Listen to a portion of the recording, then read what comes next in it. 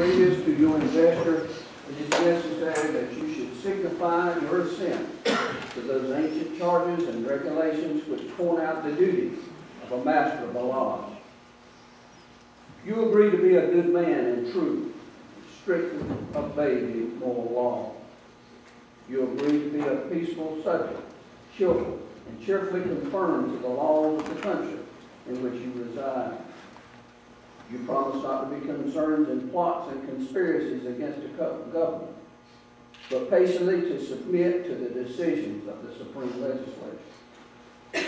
You agree to pay proper respect to the civil magistrate, to work diligently, live creditably, and act honorably by all men.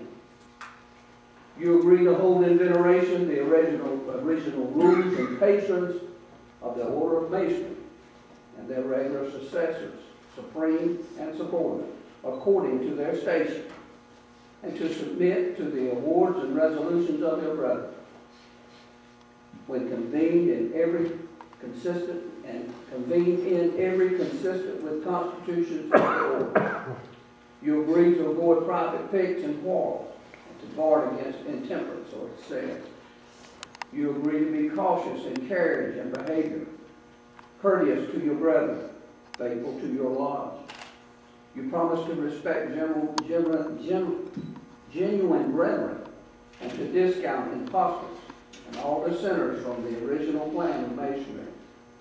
You agree to promote the general good of the society, to cultivate social virtues, and to propagate the knowledge of the arts. You promise to pay homage to the Grand Master and to his officers when duly installed, and strictly to conform to every edict of the Grand Lodge or the General Assembly of Masons that is not subversive to the principles and groundwork of masonry. You admit that it is not in the power of any man or any body of men to make innovations in the body of masonry. You promise a regular attendance at the committees and communications of the Grand Lodge, on receiving proper notice and paying attention to all the duties of masonry on convenient occasions. You admit that no new lodge shall be formed without permission of the Grand Lodge, that no countenance be given to that irregular lodge or any person clandestinely initiated therein, being contrary to the ancient charges of the order. You admit that no person can be regularly made a Mason or be admitted as a member of any regular lodge without previous notice and due inquiry into his character. You agree that no visitor shall be received into your lodge without due examination, without producing proper vouchers, and his having been initiated into a regular lodge. These are the regulations of free and accepted Masons. My brother, do you submit to these charges and promise to support these regulations as masters have done in all ages before you? I do. Brother Swaggart, in conscience of your cheerful conformity to these charges and regulations of the fraternity, you are now to be installed master of the lodge, in full confidence of your care, skill, and capacity to govern the same. Brother Marshall, invest the master with the jewels and apron of his office.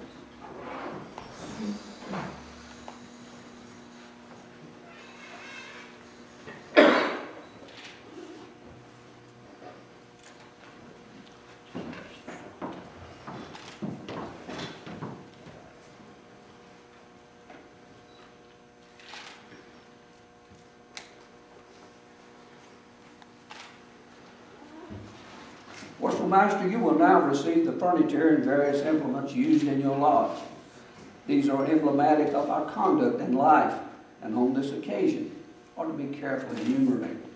The holy writings, that great light in masonry, will guide you to all truth. It will direct your path to the temple of happiness and point out to you the whole duty of man. However, men may differ in creed, yet all men agree that within these pages of the Holy Bible are found those principles which lay the foundation upon which to build a righteous life. Freemasonry would take all men by the hand, leading them to its altar, would point out the open Bible, and urge each faithfully to direct his steps through life by the life he shall find therein. If from our sacred altar the atheist or irregular man or irreligious man should ever risk this Bible, this book, and thus remove or even obscure the great light of Freemasonry, that light which has been for centuries the rule and guide of all Masons, then we could no longer claim the proud title and rank of Master Mason. As long as that sacred light shines upon our altar, as long as it illuminates and brightens the pathway of the craftsman by the golden rays of truth, so long will Freemasonry live and shed its beneficent influence among men. Guard then, my brother, this sacred book as you would guard your life. Defend it as you would defend the flag of our country.